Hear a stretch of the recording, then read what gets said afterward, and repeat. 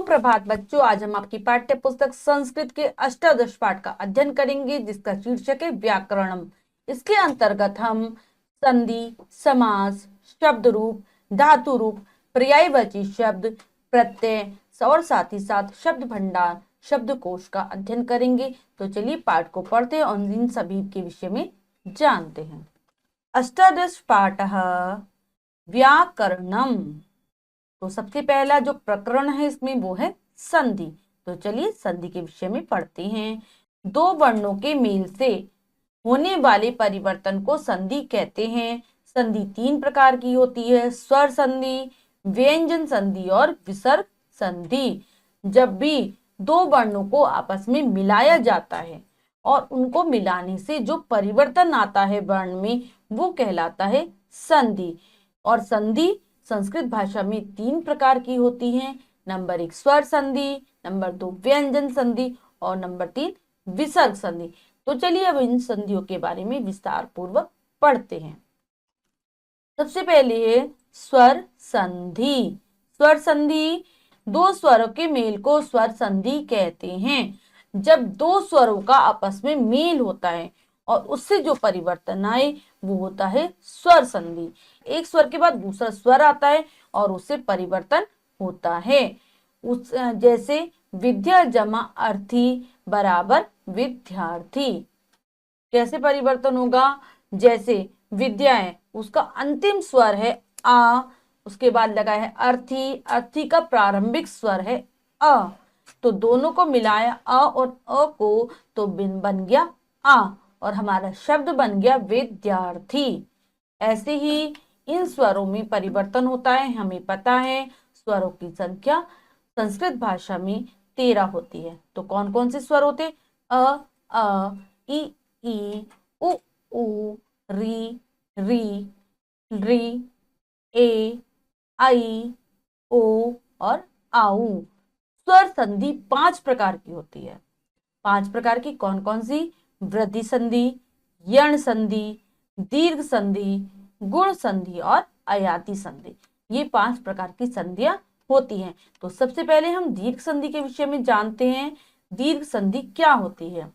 जब ह्रस्व अथवा दीर्घ स्वर अ, ई, उ, री के बाद उसी के समान दूसरा स्वर आए तो दोनों मिलकर दीर्घ स्वर हो जाते हैं। इस संधि में क्या होता है? जब भी ई, उ और री के बाद उसी के समान स्वर कोई आएगा तो दोनों मिलकर दीर्घ हो जाएंगे, यानी कि बड़े वाले में परिवर्तित हो जाएंगे। जैसे छोटा आ है, उसके सामने बड़ा आए तो मिलकर बड़ा। दोनों छोटे आए तो मिलकर बड़ा। दोनों छोटी ई आए मिलकर बड़ी। बड़ी छोटी ई आए तो मिलकर बड़ी। हमेशा दीर्घ होगा, बड़ा बन जाएगा। तो चलिए उदाहरणों के माध्यम से समझते हैं इसको। सबसे पहले हिम जमा अद्री। हिम जमा अद्री, जम बराबर आ, बन गया शब्द हिमाद्री। तो हम इसमें देख रहे हैं हिम अंतिम स्वर अ, अद्री प्रारंभिक स्वर अ, दोनों को मिलाया आ, शब्द बना हिमाद्री। ऐसे ही और उदाहरण है, उनको भी पढ़ लेते हैं। देव जमा आल्य, आ जमा अ बराबर देवालय। दया जमा आनंद, आ जमा आ बराबर दयानंद। रवि जमा इंद्र, ई जमा ई बराबर बड़ी ई बराबर रविंद्र। गिरी जमा ईशा, ई जमा ई बराबर बड़ी गिरीशः। मही जमा ईशः, ई जमा ई बराबर महिषः। भानु जमा उदय, ऊ जमा ऊ मिलाकर दीर्घ भानुदय। वधु जमा उत्सव, ऊ जमा ऊ बराबर ऊ वधुत्सव। भू जमा ऊर्ध्वम, ऊ जमा ऊ बराबर ऊ भूध्रुवम। मातृ जमा ऋण, तो हम लास्ट वाले में देख रहे हैं री जमा री मिलाकर बन गया री और शब्द बन गया मातृणम। तो हमने इन उदाहरणों में देखा किस प्रकार से स्वरों को मिलाकर, चाहे वो छोटे वाले स्वर हो चाहे वो बड़े वाले स्वर हो, लेकिन होने चाहिए समान, और उनको मिलाकर दीर्घ स्वर बन जाता है। यही होती है दीर्घ संधि। अब अगली संधि के विषय में पढ़ते हैं, गुण संधि। गुण संधि में क्या होता है, यदि अ या आ के बाद ह्रस्व या दीर्घ ई, उ या री आए तो दोनों के स्थान पर ए, ओ तथा अर हो जाता है। गुण संधि में क्या होता है कि पहले तो आएंगे अ या आ, यानी कि पहले शब्द का अंतिम जो स्वर होगा वो या तो अ होगा या फिर आ होगा, और उसके बाद जो छोटे वाले जो हर्ष स्वर होते हैं, छोटा ई, छोटा उ या फिर री, ये कोई आते हैं तो आ या आ बदल जाते हैं ए में। मतलब अगर ई आएगा तो वो हो जाएंगे ए, उ आएगा तो हो जाएंगे ओ, री आएगा तो हो जाएंगे अर। तो चलिए अब उदाहरण के माध्यम से समझते हैं। उप जमा इंद्र, आ जमा ई बराबर ए, उपेंद्र। इसमें देख रहे हैं हम उप अंतिम स्वर अ, इंद्र में प्रारंभिक स्वर ई, मिलाकर ए, तो बन गया उपेंद्र।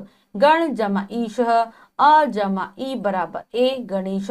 महा जमा इंद्र, आ जमा ई बराबर ए, महेंद्र। आगे और उदाहरण पढ़ते हैं। रमा जमा ईश, आ जमा ई बराबर ए, रमेश। सूर्य जमा उदय, आ जमा उ बराबर ओ, और बन गया सूर्योदय। इसमें हम देख रहे हैं सूर्य का अंतिम स्वर अ, उदय का प्रारंभिक स्वर उ, दोनों को मिलाया ओ, बन गया शब्द सूर्योदय। गंगा जमा उदकम, आ जमा उ बराबर ओ, गंगोदकम। जल जमा उर्मी, आ जमा उ बराबर ओ, जलोर्मी। देव जमा ऋषि, आ जमा री बराबर अर, देवर्षि। अब इसमें हम देख रहे हैं देव अंतिम स्वर आ, प्रारंभिक स्वर ऋषि में री, दोनों को मिलाया अर, शब्द बना देवर्षि। वर्षा जमा ऋतु, आ जमा री बराबर अर, वर्षर ऋतु। राजा जमा ऋषि, आ जमा री बराबर अर, राजऋषि। ठीक है, अब हम अगली संधि को पढ़ लेते हैं। वृद्धि संधि। वृद्धि संधि में क्या होता है, यदि आ या आ के बाद ए, ऐ, ओ, औ आए तो दोनों के स्थान पर क्रमशः ऐ, औ हो जाता है। इसमें क्या होता है कि प्रारंभिक स्वर तो रहेंगे अ या फिर आ, और उनके बाद ए, ऐ, ओ, औ, इनमें से कुछ भी आए तो क्या हो जाएगा, ए या आ का अगर ए या ऐ आते हैं तो दोनों मिलकर ऐ, और ओ या औ आते हैं तो दोनों मिलकर औ, यानी कि हमेशा वृद्धि होगी, बड़ा वाला आएगा इसमें, तो ये होती है वृद्धि संधि। उदाहरणों के माध्यम से समझते हैं। मम जमा एव, आ जमा ए बराबर ऐ, ममेव। यहाँ पर क्या लिखा है, का की जगह व आएगा, ममेव। नेक्स्ट है तथा जमा एव, आ जमा ए बराबर ऐ, तथेव। तो यहाँ पर हम देख रहे हैं दोनों शब्दों में मम और तथा में अ या आए हैं अंतिम स्वर, और एव में प्रारंभिक स्वर ए है, मिला रहे हैं तो ऐ बन रहा है, बड़ा वाला वृद्धि वाला बन हो रही है इनमें, तो ये होती है वृद्धि संधि। और उदाहरण पढ़ते हैं। महा जमा ऐरावत, आ जमा ऐ बराबर ऐ, महिरावत। मम जमा औषधि, आ जमा औ बराबर औ, ममौषधि। इसमें हम देख रहे हैं मम अंतिम स्वर ए, औषधि में प्रारंभिक स्वर औ, मिलाकर दोनों को औ, ममौषधि। गंगा जमा ओध, आ जमा ओ बराबर औ, गंगोध। सदा जमा औत्सुक्यम, आ जमा औ बराबर औ, सदोत्कुम, सदोतयुक्यम। ये बन गया हमारा शब्द। आगे पढ़ते हैं यण संधि के विषय में कि क्या होता है, यण संधि कैसे होती है, तो चलिए जानते हैं। यदि ह्रस्व या दीर्घ ई, उ, री अथवा री के बाद कोई असमान स्वर आए तो उसके स्थान पर क्रमशः य, व, र, ल हो जाता है। क्या कह रहे हैं यण संधि में कि यदि छोटी ई आए, बड़ी ई आए, छोटा ऊ आए या फिर बड़ा ऊ आए, री और री, इनके बाद कोई असमान स्वर, समान स्वर यानी कि जो स्वर इनसे मिलता जुलता ना हो, तो क्या हो जाता है, ई का य बन जाता है। यानी कि जो ई है चाहे वो छोटी है या वो बड़ी है, उसके के बाद कोई असमान स्वर आएगा तो वो य में बदल जाएगी। ऊ है, बड़ा ऊ है, उसके बाद कोई असमान स्वर आएगा तो वो व में बदल जाएगा, और री के बाद कोई असमान स्वर आएगा तो वो र हो जाएगा। और री के बाद कोई असमान स्वर आएगा तो वो ला हो जाएगा। तो चलिए उदाहरणों के माध्यम से इसे समझते हैं। इति जमा अपि, ई जमा आ बराबर इत्यपि। इसमें हम क्या देख रहे हैं, इति में अंतिम स्वर ई, अपि में प्रारंभिक स्वर अ जो कि असमान है, दोनों को मिलाए तो बन गया या, और शब्द बना इत्यपि। इति जमा आदि, ई जमा आ बराबर इत्यादि।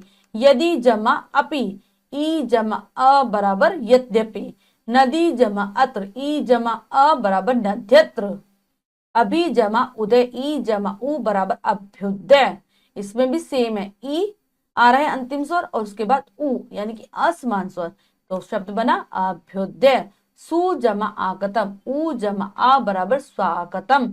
इसमें हम देख रहे हैं प्रारंभिक स्वर उ, आसमान स्वर आ मिलाने से व, तो शब्द बना स्वागतम। वधु जमा आज्ञा, उ जमा आ बराबर वधवाज्ञा। पितरी जमा अर्थम, तो री जमा आ बराबर पित्रार्थम। इस वाले में री पितरी में अंतिम स्वर री, अर्थम प्रारंभिक स्वर अ जो कि असमान है, मिलाया दोनों को र पित्रार्थम।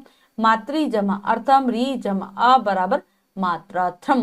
भातृ जमा उद्देश, तो ये उद्देश उपदेश है, तो इसको सही कर लेंगे। री जमा उ बराबर भात्रोपदेश।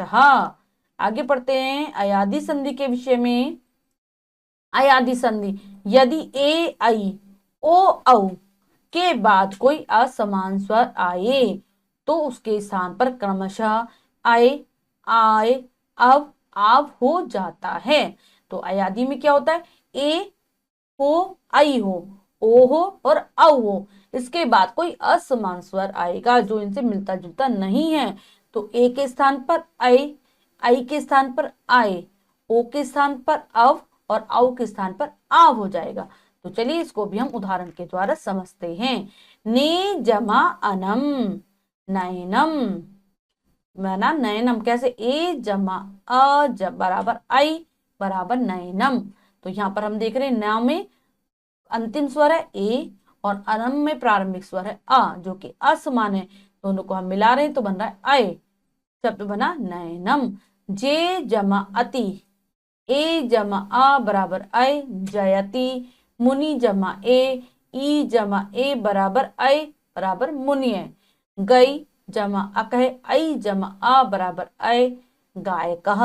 नई जमा ई कह, आई जमा ई बराबर अय, तो यहाँ पर अय नहीं है आय होगा, नायिका। पो जमा अनम, ओ जमा अ बराबर अब पवनम।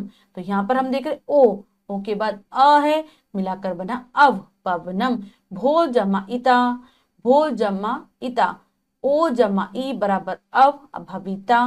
पो जमा अनम, औ जमा आ बराबर आप पावनम। तो यहाँ पर औ उसके बाद आ जो असमान है तो बन गया आप पावनम। भो जमा उकहा, औ जमा उ बराबर आव भावुकः। नौ जमा इक, औ जमा ई बराबर आव बराबर नाविकः। ये थे हमारे अयादि संधि के कुछ शब्द, कुछ उदाहरण। अब हम पढ़ते हैं व्यंजन संधि के बारे में।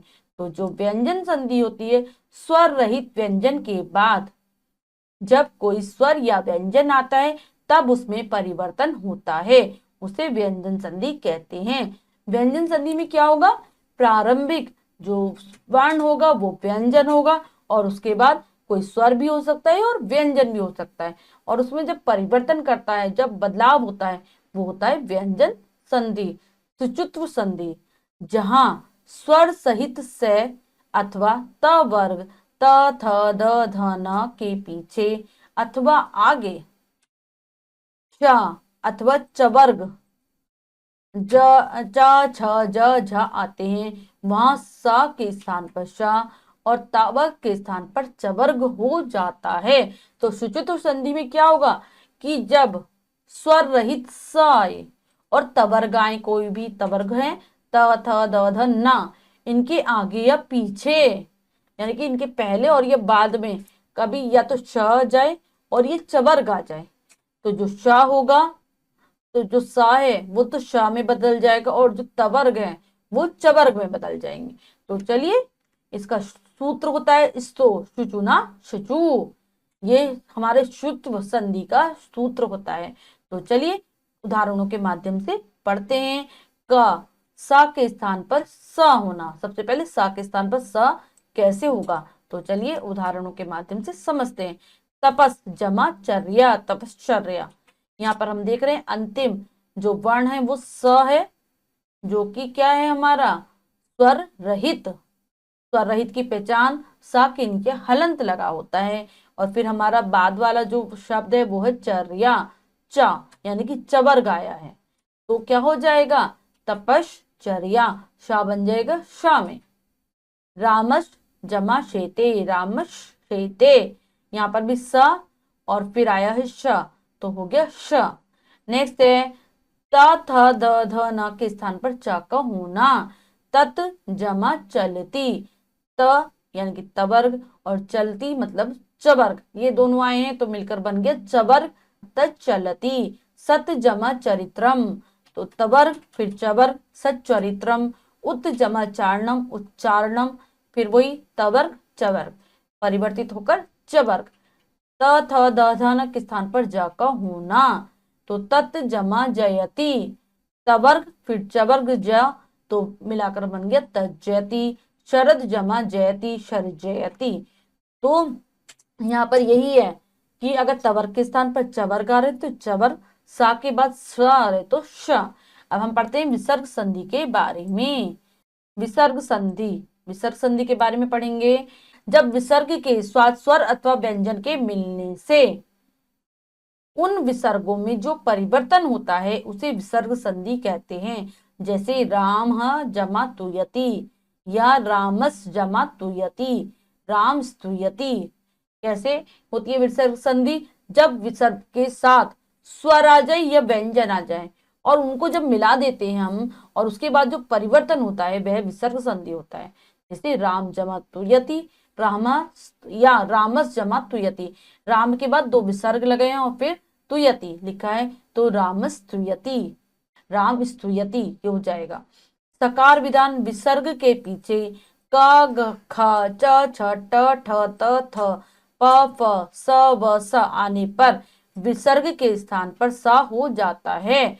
यानी कि पहले विसर्ग हो और उसके बाद इनमें से कोई भी वर्ण आए, क ख च छ ट थ थ प फ श व श, ये कोई भी आएगा तो विसर्ग के स्थान पर सा लग जाएगा। सूत्र विजरणीय शेष, इसका सूत्र है ये विजरणीय शेष। नोट, अन्य कुछ नियमों के द्वारा कहीं पर सा का रूप भी बदल जाता है, कहीं पर विसर्ग में परिवर्तन भी नहीं होता।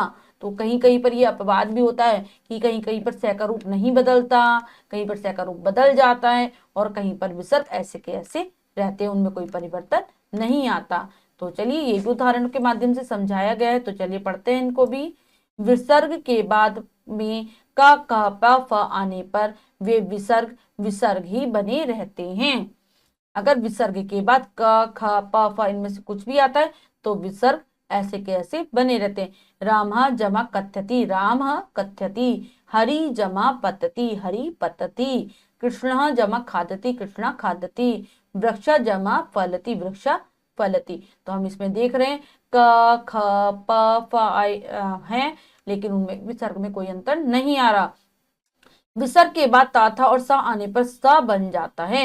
अगर विसर्ग के बाद ता था आए तो दोनों के स्थान पर सा हो जाएगा। नमा जमा ते बराबर नमस्ते, राम जमा सेवते, राम सेवते।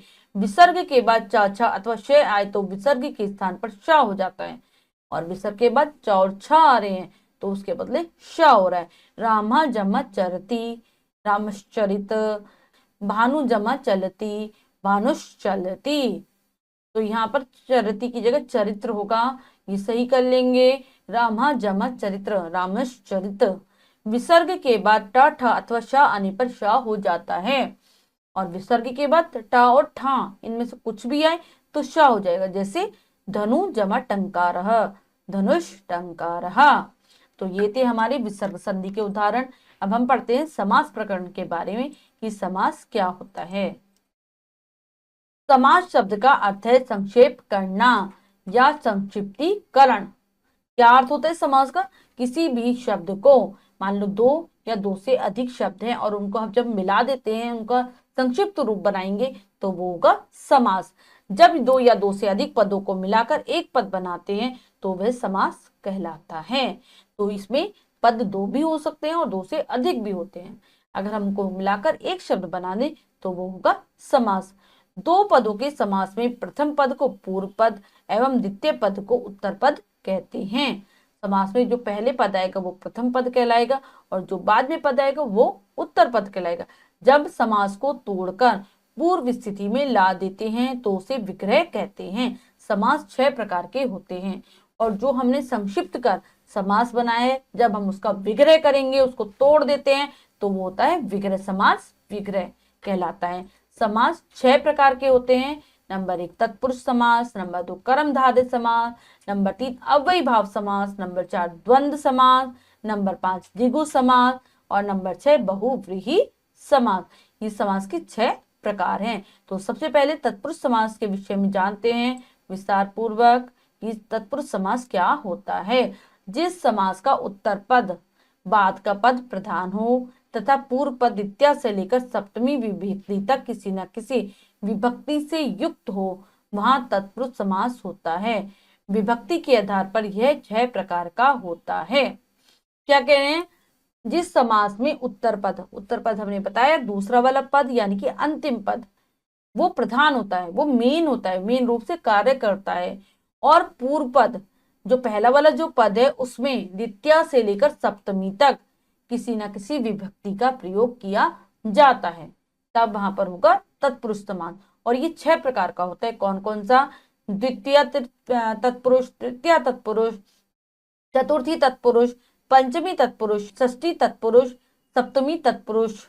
तो ये जो होता है 6 प्रकार का, यानी कि विभक्तियों के हिसाब से ही इसके नाम रखे गए हैं, क्योंकि द्वितीय से लेकर सप्तमी विभक्ति का इसमें प्रयोग होता है। तो सबसे पहले द्वितीय तत्पुरुष के कुछ उदाहरण पढ़ते हैं। जहां पूर्व पद में द्वितीय विभक्ति का लोभ हो, ठीक है, जहां पूर्व पद में यानी कि पहले वाले पद में द्वितीय विभक्ति आए तो वो होता है हमारा द्वितीय तत्पुरुष समास। पढ़ते हैं ग्रामः गतः, ग्रामं गतः। तो अगर हम इसको तोड़ेंगे तो क्या आएगा? द्वितीय विभक्ति निकलेगी। ग्राम को गया, धन प्राप्त, धन को प्राप्त, रामाश्रित, रामम आश्रित, राम को पर आश्रित। अब हम अगला समास पढ़ रहे हैं तृतीय तत्पुरुष। जहां पूर्व पद में तृतीय विभक्ति का लोभ हो वो होता है तृतीय तत्पुरुष। जैसे ज्ञान शून्य, ज्ञानीन शून्य, ज्ञान से। हमें पता है तृतीय विभक्ति में से चिन्ह आता है और द्वितीय विभक्ति में को चिन्ह आता है। अगर हम इसका विग्रह कर रहे हैं तो वो चिन्ह आना चाहिए। ज्ञान शून्य, ज्ञानीन शून्य यानी कि ज्ञान से शून्य। बाणहत, बाणीन हत, बाण मतलब बाण से हत हुआ व मारा हुआ। विद्याहीन, विद्या से हीन, विद्याया हीन। नेक्स्ट है चतुर्थी तत्पुरुष। चतुर्थी तत्पुरुष समास में क्या होगा? चतुर्थी विभक्ति का लोप होगा। धन लोभ, धनाय लोभ। तो हमारी चतुर्थी विभक्ति में कौन से आते हैं? कर्तानी, कर्म को कारण से संप्रदान के लिए। इसमें हमारा जो चतुर्थी विभक्ति है वो आनी चाहिए, उसका चिन्ह है के लिए। धन लोभ, धन के लिए लोभी। भूत बलि, भूत के लिए बलि। ऐसे ही है यूप दारहु, युपाए दारहु। इन सभी में हम देख रहे हैं कि के लिए चिन्ह का लोप हुआ है, चतुर्थी विभक्ति का लोप हुआ है। अब है पंचमी तत्पुरुष, अर्थात जिसमें पंचमी विभक्ति का लोप हो। चोर भयम, तो पंचमी विभक्ति चोर से भय, चोर से डरा हुआ। वृक्ष पतिता, वृक्ष से गिरा हुआ। ग्रामः गत, ग्राम को गया हुआ। तो यहाँ पर हमें पता है अपादान कारक यानी कि पंचमी विभक्ति और उसमें से का चिन्ह आता है और अलग होने का भाव होता है। अब है षष्ठी तत्पुरुष। षष्ठी तत्पुरुष राजपुरुष, राज्ञ पुरुष, राजा का पुरुष यानी कि राजा का सैनिक। शिवालय, शिवस्य आलय, शिव का मंदिर। राम भक्त, रामस्य भक्त, राम का भक्त का। अब है सप्तमी तत्पुरुष जिसमें सप्तमी विभक्ति का लोप होगा। कार्य दक्ष, कार्य दक्ष, कार्य में दक्ष यानी कि अधिकरण, अधिकरण होगा। इसमें में और पर चिन्ह आएंगे। और षष्ठी वाले में संबंधता, तो तो का, के, की, रा, रे, री ये चिन्ह आते हैं। तो कार्य में दक्ष, कवि श्रेष्ठ, कविषु श्रेष्ठ, कवियों में श्रेष्ठ। जल मगन, जल में मग्न। तो यहाँ पर हम देख रहे हैं सप्तमी यानी कि अधिकरण कारक में और पर चिन्ह आते, उनका लोप हुआ है। नेक्स्ट पढ़ते हैं कर्मधारय समास।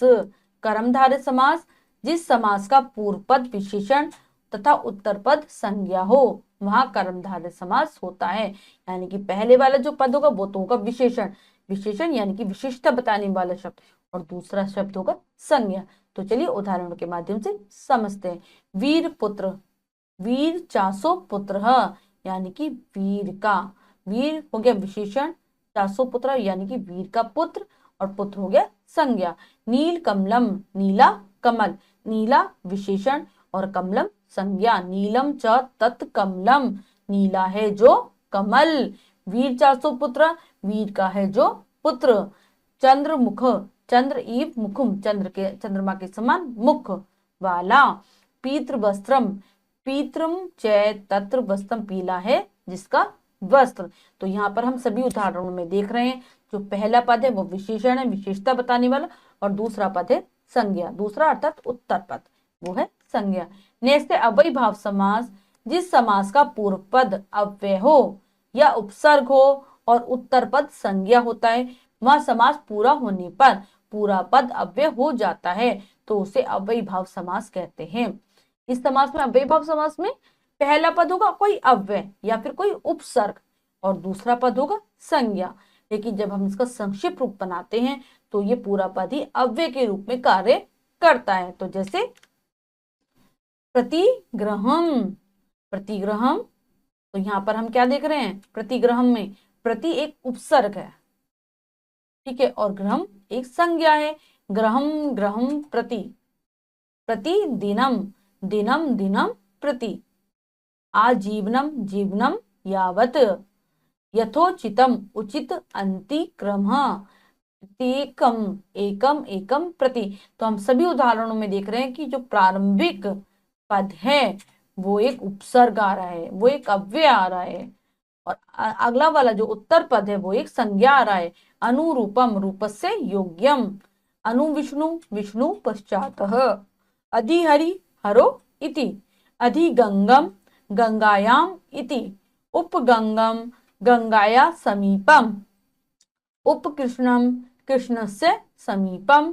उपकृष्णम कृष्णस्य समीपम। निर्गुणम गुणानाम अभावः। अतिबलम बलस्य अत्य। अतिहिमम हिमस्य अति, हिमस्य अत्यः। तो यहाँ पर हम देख रहे हैं तो जो मर्यादा या सीमा के भाव में जो यावत आया है, आजीवनम, तो ये मर्यादा का भाव होता है या फिर सीमा का भाव होता है। और ये जो उचित यथोचितम, उचितम अंतिक्रम, ये अनुसार या फिर सीमा, नियत क्षमता के अर्थ में प्रयोग किया गया है। प्रति, प्रति का प्रयोग आवृत्ति या बार बार के संदर्भ में हुआ है। पीछे अनु, जो अनु का प्रयोग हुआ है वो पीछे के में अर्थ में हुआ है, यानी कि अनु जो उपसर्ग जो लगाया है जिसका अर्थ बन रहा है यहाँ पर पीछे।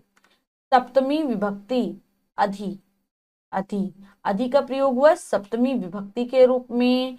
और उप समीप, उप का अर्थ है समीपम, तो उप भी एक उपसर्ग के अंतर्गत ही आता है। निरह, निरह मतलब अभाव, और अति मतलब अधिकता। तो ये सारे उपसर्गों का इसमें हमने प्रयोग किया है। तो चलिए अब हम अगला समास पढ़ते हैं। द्वंद्व समास। द्वंद्व समास जिस समास के सभी पदों का अपना अपना महत्व होता है और च से जुड़े रहते हैं वह द्वंद्व समास होता है।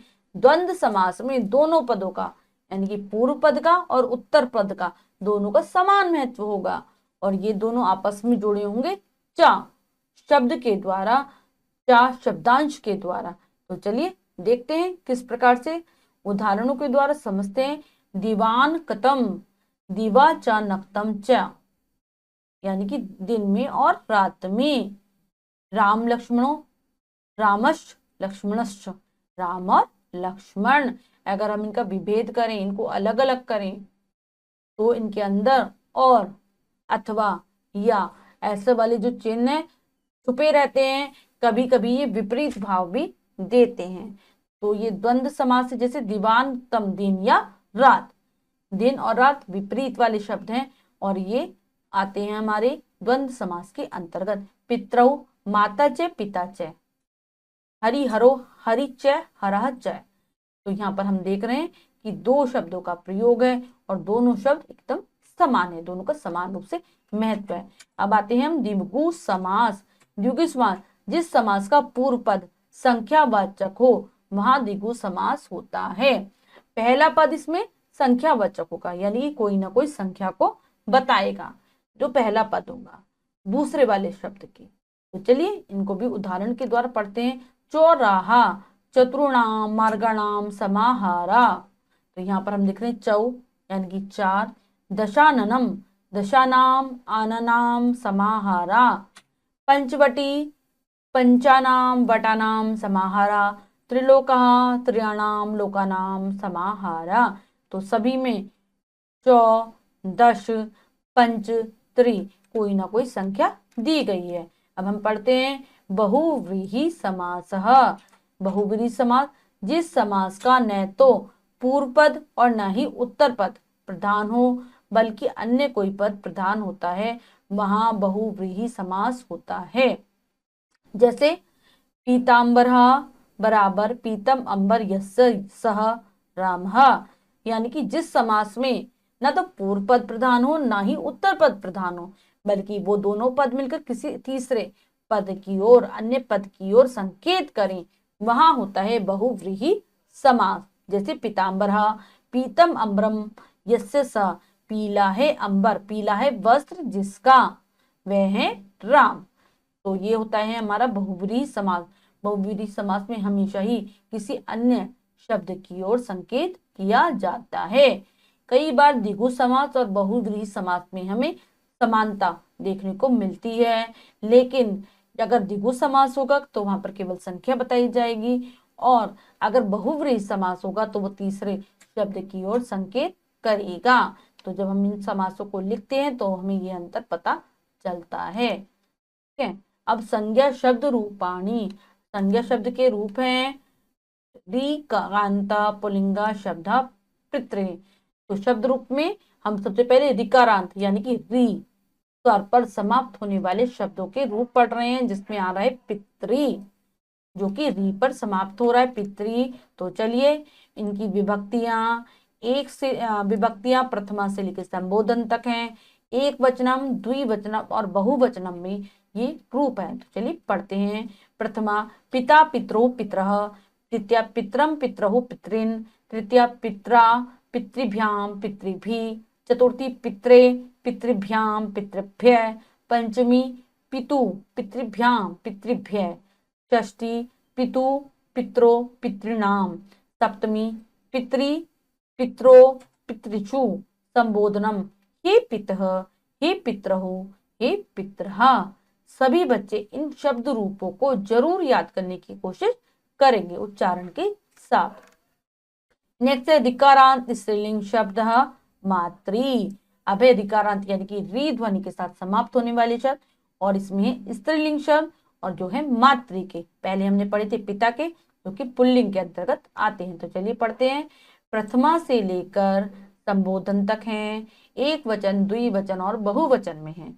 प्रथमा माता मातरहु मातरः, द्वितीया मातरम मातरहु मातृन्, तृतीया मात्रा मातृभ्याम मातृभिः, चतुर्थी मात्रे मातृभ्याम मातृभ्यः, पंचमी मातु मातृभ्याम मातृभ्यः, षष्ठी मातु मात्रो मातृणाम, सप्तमी मातृ मात्रो मातृषु संबोधनम, हे मातः हे मातरहु हे मातरः।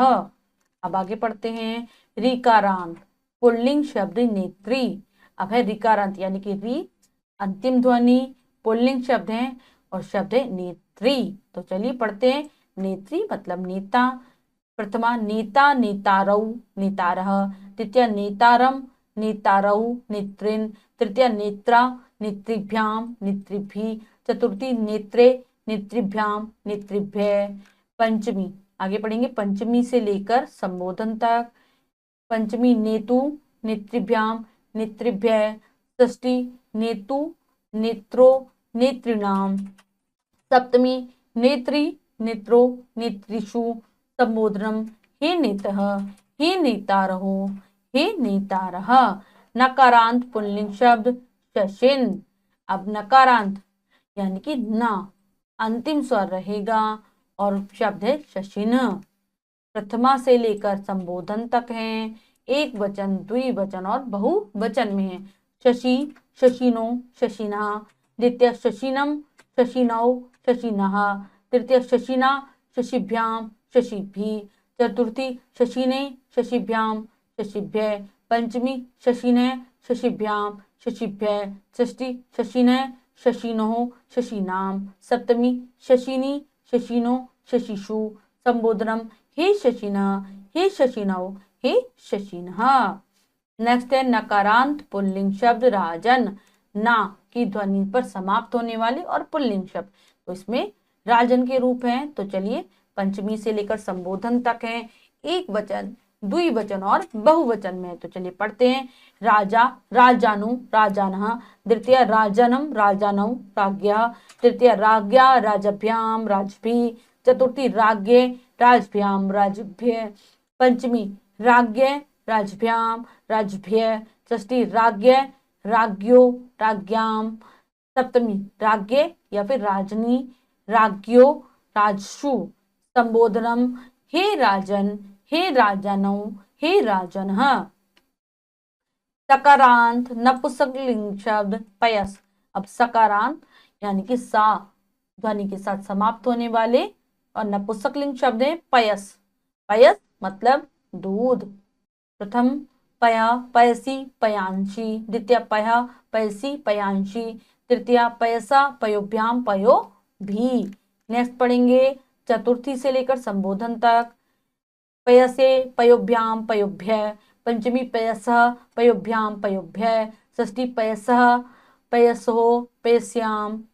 सप्तमी पयसी पयसो पयसु। संबोधनम हे पयः हे पयसी हे पयांशी। नेक्स्ट पढ़ते हैं सकारांत पुल्लिंग शब्द विद्वस। विद्वस के रूप हैं यानी कि विद्वान के। प्रथमा से लेकर संबोधन तक हैं, एक वचन द्विवचन और बहुवचन में। प्रथमा विद्वान विद्वांशो विद्वांश। द्वितीय विद्वांशम विद्वांशो विदुषः। तृतीय विदुषा विद्वद्भ्याम विद्वभी। चतुर्थी विदुषे विद्वद्भ्याम विद्वद्भ्य। पंचमी विदुषा विद्वद्भ्याम विद्वद्भ्य। षष्ठी विदुषा विदुषोः विदुषाम। सप्तमी विदुषी विदुषोः विद्वत्सु। संबोधनम हे विद्वान हे विद्वांशु हे विद्वांश। नेक्स्ट है तकारांत पुल्लिंग शब्द महत यानी कि ता ध्वनि के साथ समाप्त होने वाले शब्द महत मतलब महान। तो चलिए प्रथमा से लेकर संबोधन तक, एक वचन द्विवचन और बहुवचन में। महान महानतौ महान्तः। महान्तम महान्तौ महतः।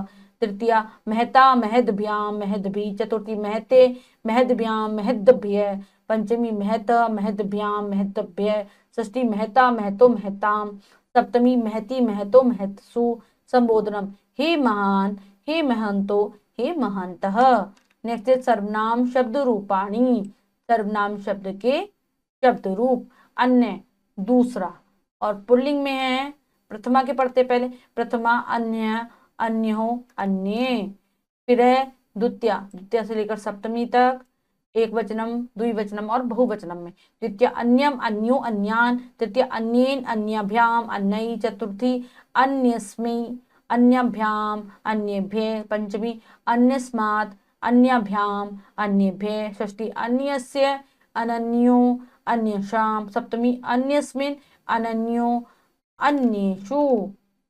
अगला पढ़ेंगे अन्य दूसरी, स्त्रीलिंग में अन्य के रूप में दूसरे के। तो चलिए पढ़ते हैं। प्रथमा अन्य अन्ये अन्यः। द्वितीय अन्याम अन्ये अन्यः। तृतीय अन्या अन्यभ्याम अन्यभि। चतुर्थी अन्यस्यै अन्यभ्याम अन्यभ्य। पंचमी अन्यस्य अन्यभ्याम अन्यभ्य। षष्ठी अन्यस्यः, अन्ययो, अन्यसाम। सप्तमी अन्यस्याम, अन्ययो, अन्यसु। नेक्स्ट पढ़ेंगे अन्य, दूसरा नपुंसकलिंग। अब अन्य के नपुंसकलिंग में है प्रथमा से लेकर सप्तमी तक, एक वचन, द्विवचन और बहुवचन में। अन्यत, अन्ये, अन्यानि। द्वितीय अन्यत, अन्ये, अन्यानि। तृतीय अन्येन, अन्यभ्याम, अन्यै। चतुर्थी अन्यस्मै, अन्यभ्याम, अन्येभ्यः। पंचमी अन्यस्मात्, अन्यभ्याम, अन्येभ्यः। षष्ठी अन्यस्य, अन्यो, अन्येषां। सप्तमी अन्यस्मिन्, अन्ययो, अन्येषु। अयम, यह पुल्लिंग। अयम के हैं, इसका अर्थ होता है यह। प्रथमा अयम, इमो, इमे। द्वितीय इमम, इमो, इमान। तृतीय अनेन, आभ्याम, एभि। नेक्स्ट है चतुर्थी से लेकर सप्तमी तक।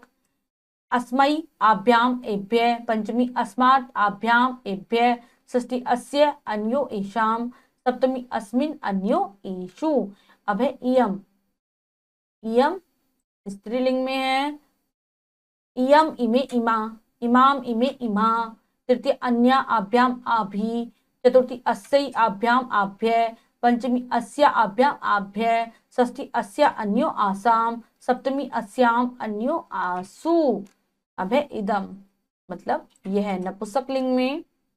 तो प्रथमा से लेकर सप्तमी तक पढ़ते हैं। इदम, इमे, इमानी। इदम, इमे, इमानी। तृतीया अनेन, आभ्याम, एभि। चतुर्थी अस्मै, आभ्याम, एभ्यः। पंचमी अस्मात्, आभ्याम, एभ्यः। षष्ठी अस्य, अन्यो, एषाम। सप्तमी अस्मिन्, अन्यो, एषु। किम, जमाचित, किंचित, कुछ। कुछ के हैं ये शब्द रूप, सर्वनाम है जो कि। तो चलिए इनको पढ़ते हैं। प्रथमा कश्चित, कौचित, केचित। द्वितीया कचित, कौचित, कांचित। तृतीया केंचित, काभ्याचित, केश्चित। चतुर्थी कस्मेचित, काभ्याचित, केभ्यश्चित। पंचमी कस्मादचित, काभ्याचित, केभ्यश्चित। नेक्स्ट है षष्ठी सप्तमी में, तो देखते हैं। षष्ठी कस्यचित, कयोश्चित, केशाचित। सप्तमी कस्मिंश्चित, कयोश्चित, केषुचित। अब किंचित, किम स्त्रीलिंग में है। काचित, प्रथमा काचित, केचित, काश्चित। द्वितीय काचित, केचित, काश्चित। तृतीय कयाचित, काभ्याचित, काभीश्चित। चतुर्थी कस्यचित, काभ्यश्चित, काभ्यश्चित। पंचमी कस्याचित, काभ्यश्चित, काभ्यश्चित। षष्ठी कस्यश्चित, कयोश्चित, काश्चित। सप्तमी कस्यश्चित, कयोश्चित, काशुचित। अब किंचित, किम नपुंसकलिंग में, प्रथमा से लेकर सप्तमी, एक वचन, द्विवचन, बहुवचन।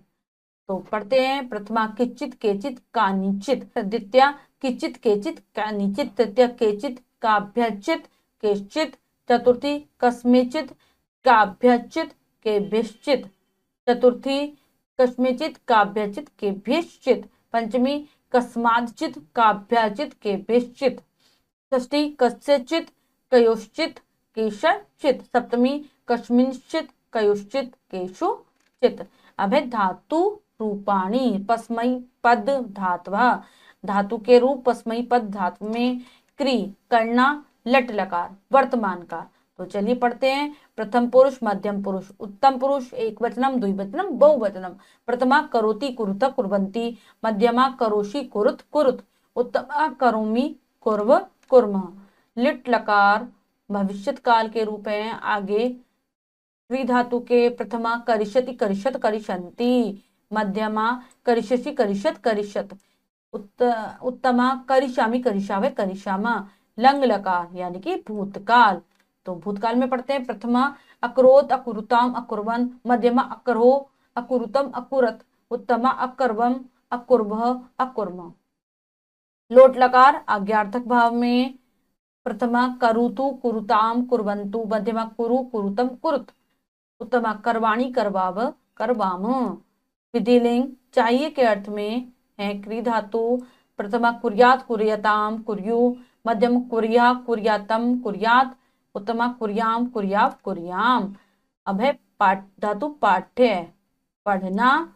लट लकार वर्तमान काल। प्रथमा पाठयति, पाठयत, पाठयन्ति। मध्यमा पाठयसि, पाठयत, पाठयत। उत्तमा पाठयामि पाठ्याव पाठ्याम। लिट् लकार भविष्य काल। प्रथमा पाठयिष्यति पाठयिष्यत पाठयिष्यन्ति। मध्यमा पाठयिष्यसि पाठयिष्यथ पाठयिष्यथ। उत्तमा पाठिष्यामि पाठिष्याव पाठिष्यामः। लंग लकार भूतकाल। अगला है लंग लकार भूतकाल में प्रथमा अपाठ्यत अपाठ्यताम अपाठ्यन। मध्यमा अपाठ्य अपाठ्यतम अपाठ्यत। उत्तमा अपाठ्यम अपाठ्याव अपाठ्यम। अब है लोट लकार यानी कि आज्ञार्थक काल में है हमारे पाठ्य। पढ़ना के प्रथमा पाठ्यतु पाठ्यताम पाठयन्तु। मध्यमा पाठ्य पाठ्यतम पाठ्यत। उत्तमा पाठ्यानि पाठ्यावः पाठ्यामः। विधिलिंग चाहिए अर्थ में है प्रथमा पाठ्येत पाठ्येताम पाठ्येयुः। मध्यमा पाठ्येः पाठ्येतम पाठ्येत। उत्तमा पाठ्येयम पाठ्ये पाठ्येम। सेव सेवा करना सेव धातु के हैं। तो चलिए पढ़ते हैं लट लकार वर्तमान काल। प्रथमा सेवते सेवते सेवन्ते। मध्यमा सेव से सेवेथे सेवध्वे। उत्तमा सेवे सेवा वहे सेवा महे। लिट लकार भविष्यत काल। सेविष्यते सेविष्यते सेविष्यन्ते। मध्यमा सेविष्यसे सेविष्यथे सेविध्यवध्वे। उत्तमा सेविष्ये सेविष्या वहे सेविष्या महे। लंग लकार भूतकाल में पढ़ेंगे सेवा के रूप। प्रथमा असेवत असेविताम असेवन। मध्यमा असेवथा असेविथाम असेवध्यवम। उत्तम असेवे असेवा वही असेवा मही। लोट लकार आज्ञार्थक में सेवा के सेवताम सेविताम सेवाताम। मध्यमा सेवस्व सेविताम सेविध्वम। उत्तम सेवही सेवा वही सेवा मही। नेक्स्ट है विधिलिंग चाहिए के अर्थ में। तो चलिए पढ़ते हैं प्रथमा सेवते सेवे याताम सेवे रन। नेक्स्ट है मध्यम पुरुष में क्या होंगे सेवा के सेविथा सेवे याथाम सेवे ध्वम। उत्तमा सेवे सेवे वही सेवे मही। लब लट लकार में लब के रूप लभते लभेते लभन्ते। मध्यमा लभसे लभेते लब्धवे। उत्तमा लभे लभा वहे लभा महे। लिट लकार भविष्यत काल। लिट लकार के पढ़ते हैं लप्स्यते लप्स्यते लप्स्यन्ते। मध्यमा लप्स्यसे लप्स्येथे लप्स्यध्वे। उत्तमा लप्स्ये लप्स्या वहे लप्स्या महे। लंग लकार भूतकाल में प्रथमा अलभत अलभेताम अलभंत। मध्यमा अलभता अलभेताम अलब्ध्वम। उत्तमा अलभे अलभा वही अलभा मही। अब लोट लकार आज्ञार्थक में है तो पढ़ते हैं प्रथमा लभताम लभेताम लभन्ताम। मध्यमा लभस्व लभेथाम लब्ध्वम। उत्तमा लभई लभा वही लभा मही। विधिलिंग चाहिए के अर्थ में पढ़ते हैं प्रथमा लभेत लभे याताम लभेरन। मध्यमा लभे लभे वही लभे मही। उत्तमा लभेतः लभे याथाम लभे ध्वम। अन्य धातुओं के जो रूप है सबसे पहले है अच धातु। अर्च अर्चती अर्चष्यन्ति आर्चत अर्चु अर्चेत। अर्च धातु के दे रखे हैं। फिर अगली धातु है वर्ष।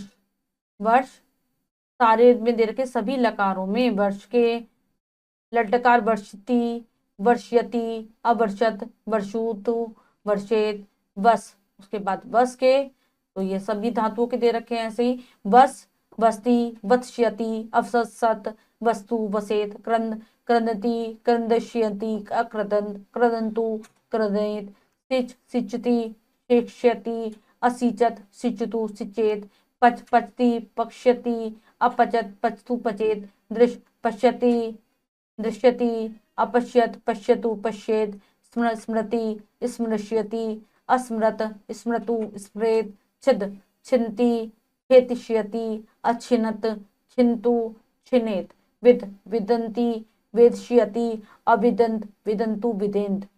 वि जमा कस विकसति विक्ष्यसति व्यक्सत विकसतु विकसेत। आगे स्था तिष्ठति स्थास्यति अतिष्ठत तिष्ठतु तिष्ठेत नम, नमति, नमस्यति, अनमत, नमतु, नमेत, वह, वहति, वक्ष्यति, अवहत, वहतु, वहेत, तप, तपति, तपस्यति, अतपत, तपतु, तपेत। अब आगे है शब्दकोश। तो चलिए शब्दकोश को पढ़ते हैं। सबसे पहले अंक, अंक, संख्या, मार्क, नंबर। अंतरिक्षम, अंतरिक्ष, स्पेस। अंध, अंधा, ब्लाइंड। अप्रिय, जो प्रिय न लगे, अनप्लीजेंट, अभिन्न, घनिष्ठ। इंसेपरेबल, नेक्स्ट है अभियंता, इंजीनियर, इंजीनियर। अर्धावकाश, आधी छुट्टी, रेसिस। अस्ताचलगामी, अस्त होने वाला, सेटिंग। नेक्स्ट है आतप, धूप, सन। आरती नाशनम, दुखों का नाश, एंड ऑफ सफरिंग। नेक्स्ट पढ़ते हैं आदर्श, आदर्श, रोल मॉडल, आइडल। आर्द्र, गीला, वेट। आद्य, प्रथम, फर्स्ट। आधुनिकतम, सबसे आधुनिक, लेटेस्ट। आपत्ति, मुसीबत, डिफिकल्टी। आभारी, आभारी, ग्रेटफुल। आविष्कार, आविष्कार, इन्वेंशन। आश्रय, सहारा, सपोर्ट। इतः, यहाँ से, फ्रॉम हियर। इतस्तः, यहाँ वहाँ, हियर एंड देयर। ईदृशः, इस प्रकार का, ऑफ दिस टाइप।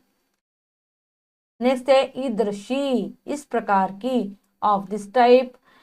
ईश्वर इच्छा, ईश्वर की इच्छा, गॉड विल। उक्ति, कथन, सेइंग। उपाधि, उपाधि, उपाधि। डिग्री, टाइटल, एकाकी, अकेला, लोनली। कक्ष, कमरा, रूम। कति, कितने, हाउ मेनी।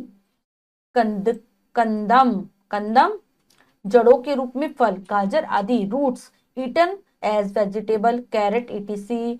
कर्तनी, कैंची, अ पेयर ऑफ सीजर। क्रियाकलाप, कामकाज, एक्टिविटीज। कुटुंबम, परिवार, फैमिली। कुतः, कहाँ से, कहाँ, वेयर, फ्रॉम वेयर। कुलम, कुल, वंश। Dynasty, family.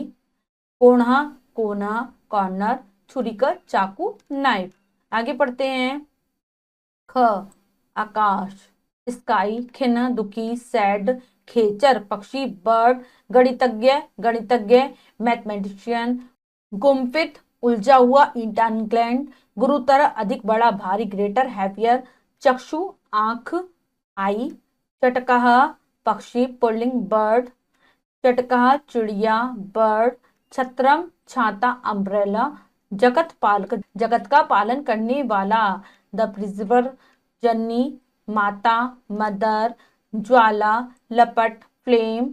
नेक्स्ट है तथा, तब, उसके बाद। देन, तथा, वैसा, वैसे। सो, तृणम, तिनका, घास, ग्रास। तीव्र गति, तीव्र गति, स्पीडली। दरिद्रता, गरीबी, पोवर्टी।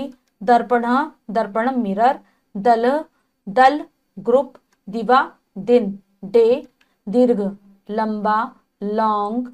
दुरुपयोग, गलत प्रयोग, फायदा उठाना, मिसयूज। दुख, तप्तः, दुखी, सैड। दूतः, दूत, मैसेंजर। धूम्र, धुआं, स्मोक। यंत्रम, यंत्र, मशीन, मशीन। नेक्स्ट है नक्तम, नक्तम, रात्रि, नाइट। नक्षत्रम, तारा, स्टार। नगरी, नगर, सिटी। नापिता, नाई, बार्बर। निधनम, मृत्यु, डेथ। निधानम, आधार।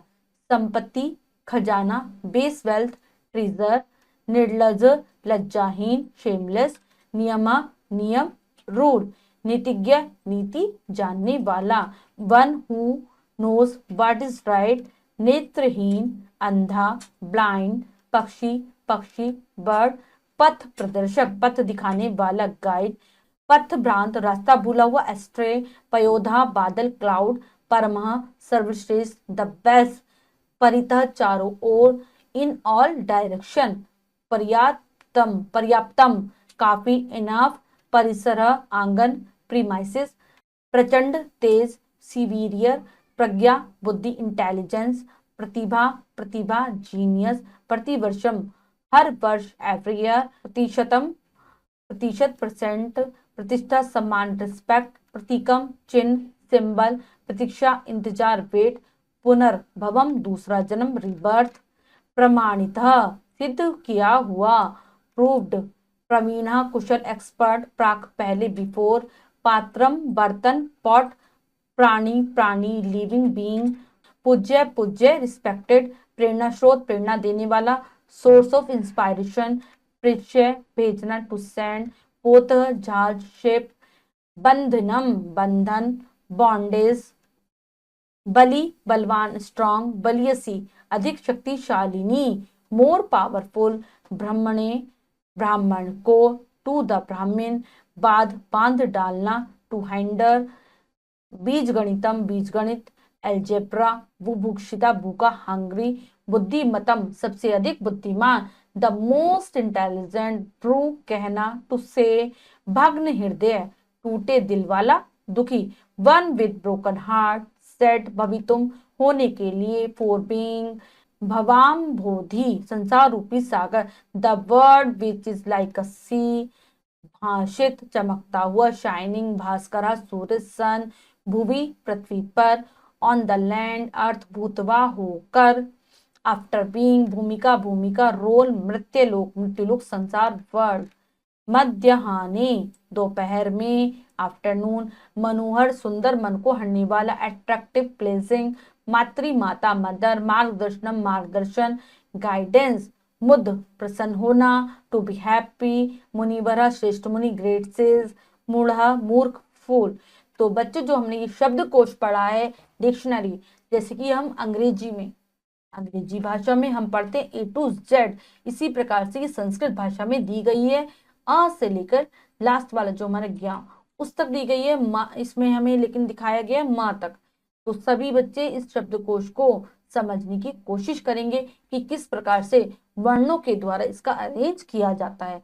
जैसे अंग्रेजी में अल्फाबेट्स में हम इसको अरेंज करते हैं, उसी प्रकार संस्कृत और हिंदी में वर्णों के आधार पर इसको अरेंज किया जाता है, इसको लगाया जाता है क्रम में। तो सभी बच्चे ध्यानपूर्वक इसे फिर से पढ़ेंगे उच्चारण के साथ। अब आता है हमारा प्रत्यय। अगला प्रकरण है प्रत्यय। कत्वा तुमुन और लिय प्रत्यय धातुओं में जोड़े जाते हैं और दो वाक्यों को जोड़ने में सहायक होते हैं। तो इसके बारे में हमें जानने से पहले हमें ये जानना आवश्यक है प्रत्यय होते क्या है। प्रत्यय होते शब्दांश यानी कि शब्दों के अंश जो किसी भी शब्द के अंत में लगकर उसका अर्थ बदल देते हैं। ठीक है, होते तो ये कहने को शब्दों के अंश है, छोटे से टुकड़े, लेकिन जैसे ही ये शब्द में लगते हैं उसका अर्थ पूरी तरीके से बदल जाता है। तो यहाँ पर कत्वा तुमन और लियप प्रत्यय जब धातुओं के साथ जोड़े जाते हैं, धातु जो कि हमारी काम आती है क्रिया में, क्रिया का जो मूल रूप होता है वो धातु होता है। जब ये प्रत्यय उन क्रियाओं में उन धातुओं में जोड़े जाते हैं तो ये उसके अर्थ को बदल देते हैं। तो चलिए पढ़ते हैं इन प्रत्ययों के बारे में। उदाहरणम कृत्वा प्रत्यय, कृत्वा प्रत्यय के उदाहरण, बालः पाठम पठति तत्पश्चात स क्रीडति, बालः पाठम पठित्वा क्रीडति। पठ जमा त्वा, जो भी कत्वा प्रत्यय होता है तो उसका का लोप हो जाता है और त्वा शेष रहता है। बालक पढ़कर खेलता है, पाठ को पढ़कर बालक खेलता है। पितामह भोजनम खादति तत्स भ्रमणाय गच्छति, पिताजी भोजन खाते हैं और फिर वे घूमने जाते हैं। पितामह भोजनम खादित्वा भ्रमणाय गच्छति, यहाँ पे हमने दो वाक्यों को जोड़ दिया है। पिताजी भोजन खादित्वा त्वा प्रत्यय लगाया है, पिताजी भोजन खाकर घूमने के लिए जाते हैं। खाद जमा त्वा, कित्वा प्रत्यय का त्वा शेष रहता है। कुछ उदाहरण और पढ़ते हैं हम कत्वा प्रत्यय के। पट जमा त्वा पठित्वा पढ़कर, खाद जमा त्वा खादित्वा खाकर, लिख जमा त्वा लिखित्वा लिखकर, गम जमा त्वा गत्वा जाकर, धाव जमा त्वा धावित्वा दौड़कर, क्रीड जमा कृत्वा क्रीडित्वा खेलकर, क्री जमा कृत्वा करके, दृश्य जमा त्वा दृष्टवा देख कर। तो हम इसमें देख रहे हैं कि जो भी धातु है उसमें कत्वा प्रत्यय लगता है लेकिन उसका त्वा ही जुड़ता है और जिसका अर्थ होता है कर। अब हम पर्यायवाची शब्दों के बारे में पढ़ लेते हैं। पर्यायवाची शब्द समान अर्थ का बोध कराने वाले शब्दों को पर्यायवाची शब्द कहते हैं। संस्कृत में पर्यायवाची शब्दों का ज्ञान अत्यंत आवश्यक है, इन शब्दों से अनुवाद करने में सहायता मिलती है। तो ऐसे शब्द जो कि समान अर्थ को प्रदर्शित करें वो होते हैं पर्यायवाची, यानी कि दो शब्द और उन दोनों का समान अर्थ है तो वो पर्यायवाची हैं। तो चलिए इन शब्दों के बारे में जानते हैं जिससे कि आपको अनुवाद करने में सहायता रहती है शब्द पर्यायवाचियों के ज्ञान से। तो सबसे पहले अग्नि, अग्नि अग्नि मतलब पावका अनला वहिनी हुताशन, अग्नि मतलब आग। शिव शंकर भगवान, शिव हरा नीलकंठा शंकरा शंभु पशुपति, यानी कि ये इनके अन्य नाम हैं। गणेश गजानन लंबोदर गणपति, लक्ष्मी रमा कमला श्री विष्णुप्रिया इंदिरा, चंद्र इंदु विदुषितांशु सुधाकर निशाकर रजनीश, सूर्य सूर्य भानु भास्कर रवि दिनेश दिवाकर, भूमि वसुधा भू मेदिनी मही धरु धरा वसुंधरा, आकाशम नभा गगनम अंबरम, पर्वत पर्वत गिरि भूधरा नघ शैला, नदी सरित आपगा नदी, तालाब सरोवरा तड़ागा जलाशय। आगे हैं वृक्ष के पादप ध्रुम तरु वृक्ष, जल वारी तोयम अंबु सलीलम नीरम, दिन दिन के हैं पर्यायवाची दिवस दिनम वर, रात रात्रि निशा विभावरी यामिनी रजनी, वायु पवन समीर समीरण अनिला, स्त्री वनिता नारी भार्य कलत्रम दारा रमणी, पुत्र आत्मज तन्य सुत अभ्रक सुनु, देवता देव सुर विबुध निर्जरा, समुद्र समुद्रा वारिधि उदिति रत्नाकर, कमल वारिजम अंबुजम पंकजम सरोजम।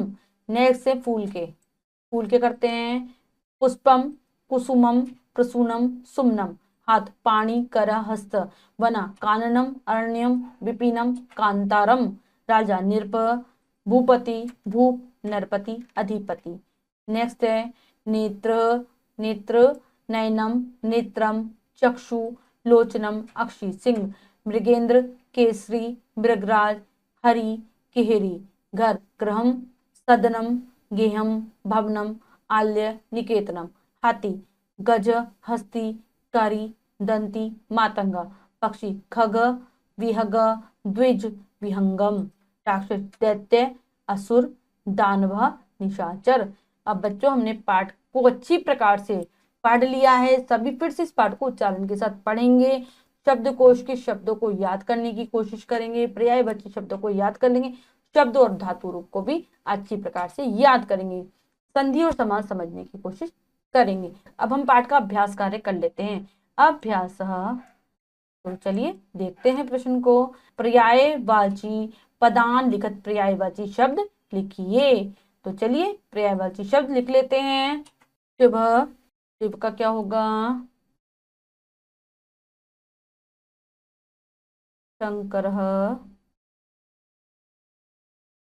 हमने लिखा शंकर। नेक्स्ट है हर नील कंठ। नेक्स्ट है गणेश, गणेश के गजानन लंबोदर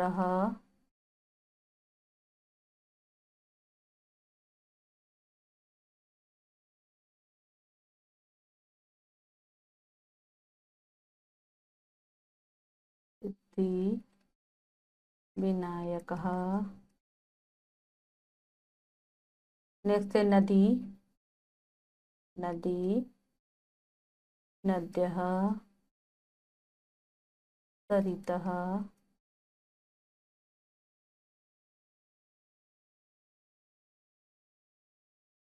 आगे लिखेंगे और कौन सा है? नदी का आपका रात्र रात्रि निशा रजनी। नेक्स्ट है देवता देवः सुरः। नेक्स्ट लिखेंगे निर्जरः फूल कुसुम पुष्पः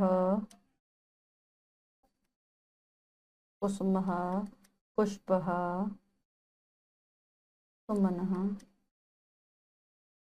लिखेंगे वन के, वन को क्या क्या कहते हैं हम? वन को विपिनम काननम अरण्यम, राजा, निर्भः, राज्ञः, नरेशः, पर्वतः, पर्वत को, नग, शैलः, गिरि, अग्नि, अनलः, कृशानु,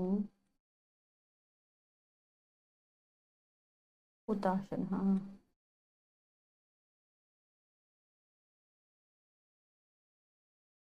तो बच्चों हमने इस पाठ का अभ्यास कार्य अच्छी प्रकार से पूर्ण कर लिया है। बच्चों आज हमने आपकी पाठ्य पुस्तक संस्कृत के अष्टादश पाठ का अध्ययन किया जो था व्याकरणम। इसमें हमने शब्द रूप, धातु रूप, संधि, समास, शब्दकोश, पर्यायवाची शब्दों के विषय में जाना। आशा करती हूँ आपको पाठ अच्छे से समझ आया होगा। आप फिर से इसको पाठ को जरूर याद करेंगे, इसको फिर से उच्चारण के साथ पढ़ लेंगे। मिलते हैं अगली कक्षा में नए पाठ के साथ। तब तक के लिए स्वस्थ रहिए, प्रसन्न रहिए। धन्यवाद।